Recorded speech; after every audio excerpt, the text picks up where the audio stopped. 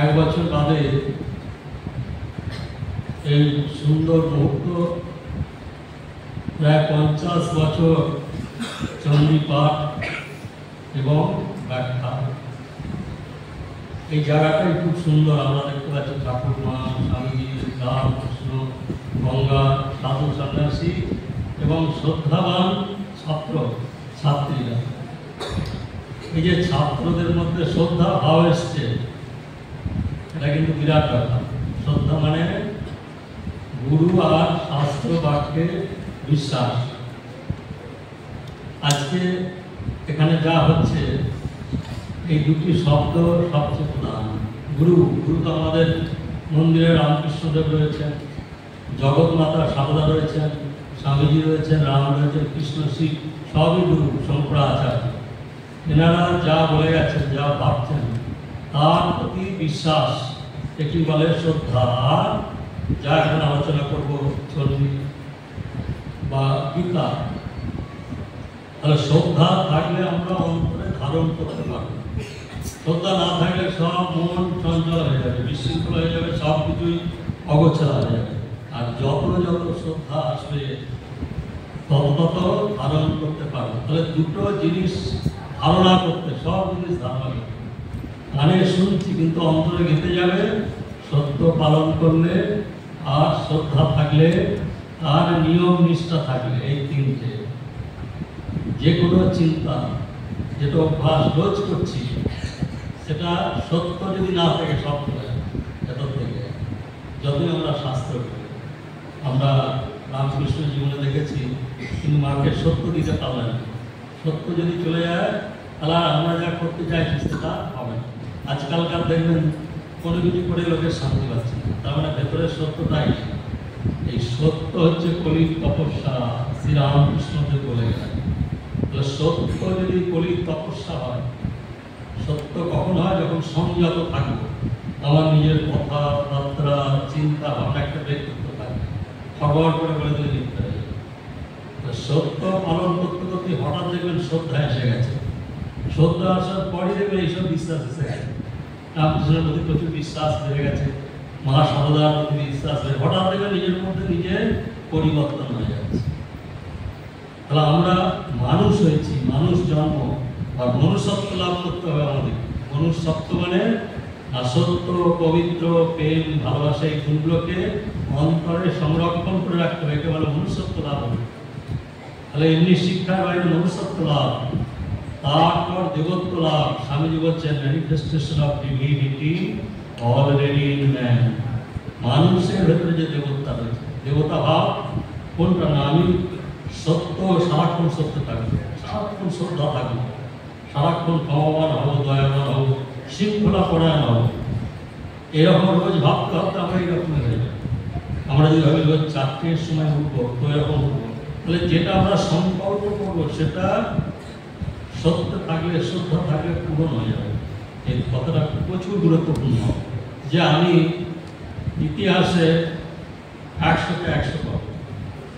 তাহলে আমাকে পড়াশোনা করতে হবে, সত্য থাকতে হবে, বইটাকে শ্রদ্ধা করতে হবে, সংকল্প করতে হবে। এই সংকল্প যদি না করি, সব ছেড়ে চলে যাবে। দেখবেন এই যে চণ্ডী পাঠ হচ্ছে, তাহলে যে যেখানে বড় হচ্ছে, আগে মনের জগতে সংকল্প করতে হবে, শুভ সংকল্প। এই যে দুর্গা পুজোর সংকল্প করা হয়েছে, এই সংকল্প শ্রদ্ধা, সত্য আর নিষ্ঠার প্রভাবে একদিন পূর্ণতা প্রাপ্ত হবে, পাওয়ার পেয়ে যাবে। আমরা সবাই পেতে চাইছি, এই পাওয়াটা কিন্তু অন্যায় না। পাওয়ার সাথে সাথে যদি একটু দিতে পারি, তাহলে একদম 100 বছর চলে যাবে। ধরুন আমরা অর্থ পেয়েছি, টাকা পেয়েছি, বাড়ি পেয়েছি, গাড়ি পেয়েছি, সব পাচ্ছি, কিন্তু যদি দিতে থাকে কিছু কিছু, তাহলে আপনি শতায়ু হয়ে যাবেন। শতায়ু এরকম লেখা আছে সব জায়গায়।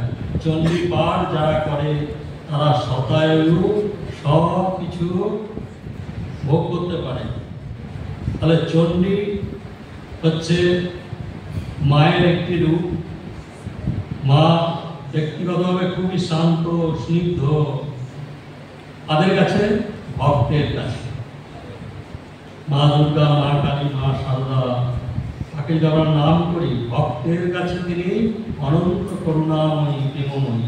এবং যদি এই ভাব যদি না থাকে যে মা আমার একজন আছেন, মা একজন আমার আছেন, দুর্গা রূপে হোক, কালী রূপে হোক, যার যেটা ভাব, তাহলে কিন্তু সবাই সবসময় আনন্দ থাকে।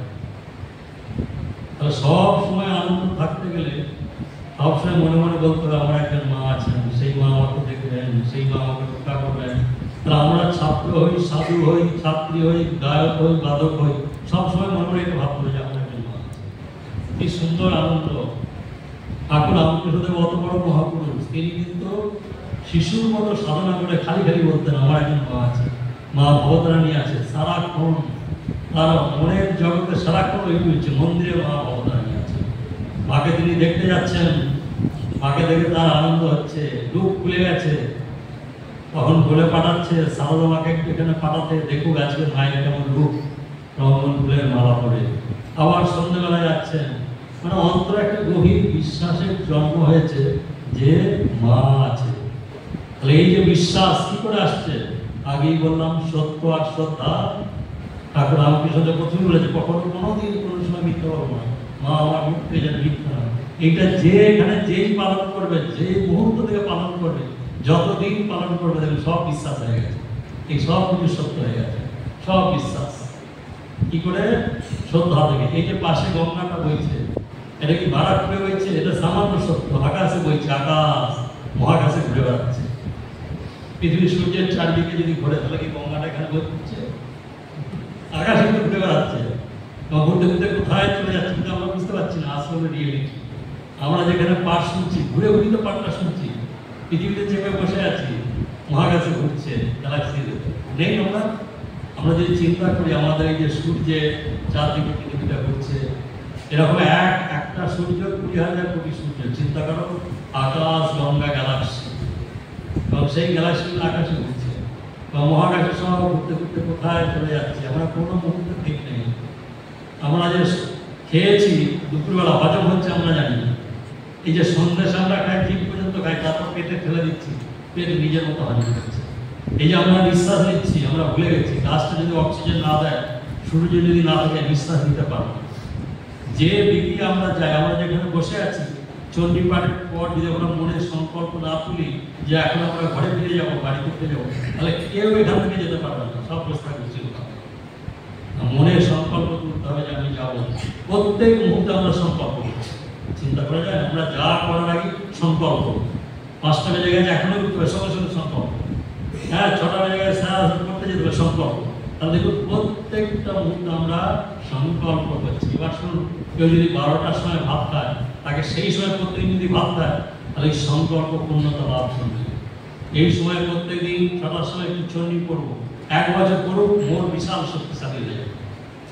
তাহলে এই যে সত্যকে অবলম্বন করে সংকল্প, এটা যদি আমরা নিষ্ঠা সহকারে প্রত্যেক দিন পূরণ করতে পারি, আপনার শারীরিক মানসিক সব ব্যাধি দূর হয়ে যাবে। দেখবেন দেহ বল পাচ্ছেন, আনন্দ আসছে, জগৎটা ভালো লাগছে। এই জগতের চলমান জগতের অনুভঙ্গুর জগতের বাইরে একটা শাশ্বত চিরন্তন সত্তা সন্ধান পাচ্ছেন, যাকে বলা হচ্ছে যাদেবী সর্বভূতেষু মাতৃরূপেণ সংস্থিতা। এই যে আকাশ, বাতাস, সূর্য, চন্দ্র, গ্রহ, মন, বুদ্ধি, বলা হচ্ছে অপরাজিতা স্তব, যেটা 5ম অধ্যায়ের চন্দ্রিকা আছে, সব বলছে যাদেবী সর্বভূতেষু। হঠাৎ দুর্গা বলল, দুর্গার আবির্ভাব হলো, কালীর আবির্ভাব হচ্ছে, কিন্তু বলতে বলতে হঠাৎ বলে গেছে যাদেবী সর্বভূতেষু শ্রদ্ধারূপেণ সংস্থিতা, যাদেবী সর্বভূতেষু স্মৃতিরূপেণ সংস্থিতা, যাদেবী সর্বভূতেষু সত্য বুদ্ধি সব রূপেণ সংস্থিতা। তাহলে চণ্ডীর যিনি লিখেছেন কি গুরুত্বপূর্ণ ব্যাপার। তিনি প্রথমে আমাদেরকে বললেন দুর্গা আবির্ভাব হচ্ছে, তারপরে যে একটু মনটাকে বসিয়ে দিয়ে বললেন তোমার মনটা হচ্ছে দুর্গার রূপ, তোমার মনে যে শ্রদ্ধা দুর্গার রূপ, তোমার মনে যে স্মৃতি রয়েছে দুর্গার রূপ। যদি নিজেকে বলবান করতে চাও, ওই মূর্তি থেকে মোড়টা ঘুরিয়ে মনের ভেতরে এসো, মনের সমস্ত বৃত্তিগুলোকে মা বলে ভাবো, তখন তোমার মন শুদ্ধ পবিত্র হয়ে যাবে, তুমি দেবত্ব লাভ করবে, জীবনের সবচেয়ে সুন্দর অবস্থা লাভ করবে। এই জন্য বলা হচ্ছে মনেতেই বদ্ধ, মনেতেই মুক্ত। কি সুন্দর কথাগুলো চণ্ডীতে এটা বলছে। হঠাৎ দেবদেবী দেখাচ্ছে, তারপরে ঘুরিয়ে দিল। যারা চণ্ডী শুনতে গিয়েছিল, সুর তার সমাধি, বেদর্শনী বলে চললেন, 13টা অধ্যায় হয়ে গেল চণ্ডী।